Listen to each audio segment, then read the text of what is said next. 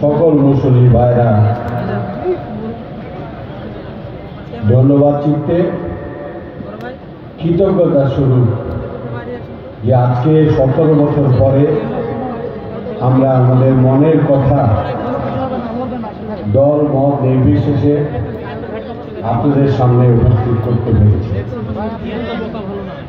এটা আমাদের অত্যন্ত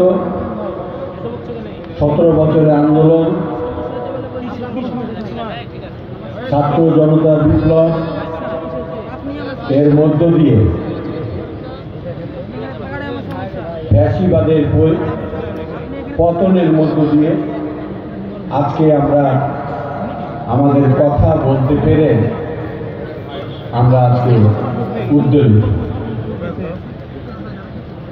আমি দু একটি কথা বলতে চাই খালি, যে আজকের এই প্রধান অতিথি আল্লামা মোহাম্মদ মামুনুল হক আমাদের কোরআনের কিংবদন্তি, যিনি একটি সম্ভ্রান্ত পরিবারের সন্তান হিসাবে বাংলাদেশের মানুষের জন্য সংগ্রাম করছেন। এই সংগ্রাম মানুষের সংগ্রাম, এই সংগ্রাম আলেমা ও একরামের সংগ্রাম, এই সংগ্রাম ইসলামের সংগ্রাম। এই সংগ্রামের জন্য তাকে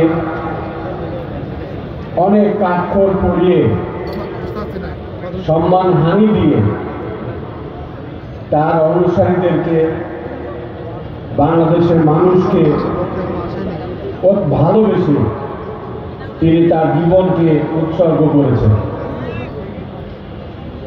এই কথা বলতেই হয় যে আমাদের প্রিয় ভাইকে এমন কোনো কাজ নাই যে গত সরকার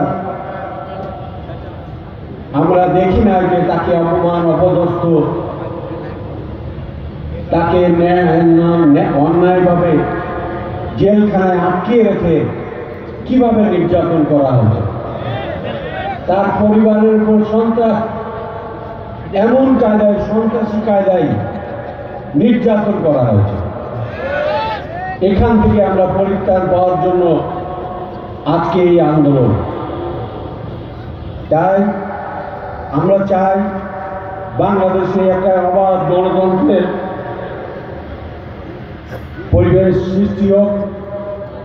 আমরা চাই বাংলাদেশের মানুষ যেন নিরপেক্ষভাবে নির্বাচনে ভোট দিতে পারে, যাকে খুশি তাকে ভোট দেয়, কিন্তু নির্বাচনের পরিবেশ ঠিক রাখতে হবে।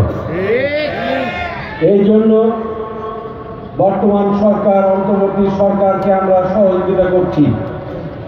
এই নয় যে আগামী দিন দীর্ঘমেয়াদী পরিকল্পনা নিয়ে বাংলাদেশের মানুষের আকাঙ্ক্ষাকে ধূলিসাৎ করার পরিকল্পনা নেওয়ার জন্য নয়।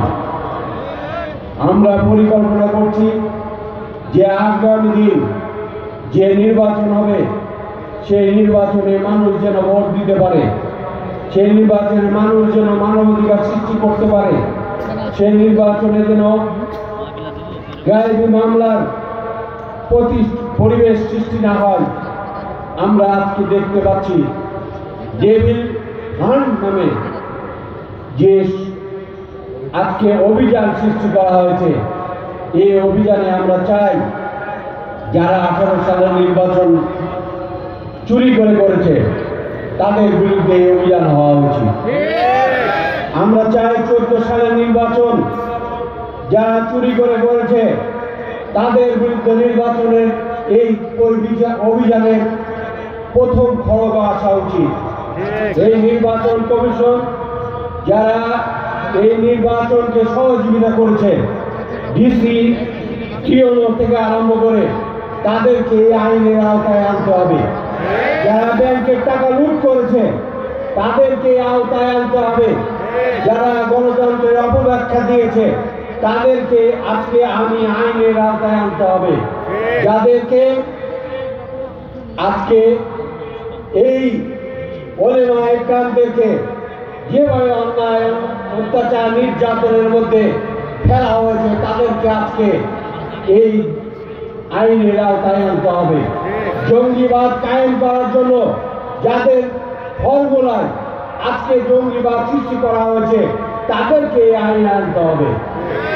আমরা চাই বাংলাদেশ থেকে 30 লাখ কোটি টাকা যারা লুট করে নিয়ে গেছে তাদেরকে এই আইনের আওতায় আনতে হবে।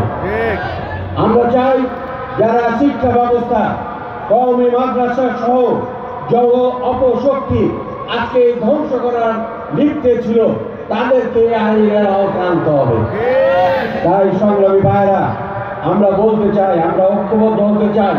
আমরা আগামী দিন বাংলাদেশে এমন ঐক্য সৃষ্টি করতে চাই যে ঐক্যের মধ্য দিয়ে আজকে এই বাংলাদেশে একটি এমন গণতন্ত্র যেন সৃষ্টি হয়, সেই সৃষ্টির মধ্য দিয়ে আমরা বাংলাদেশ আগামী দিন উজ্জ্বল নক্ষত্রে পরিণত হবে।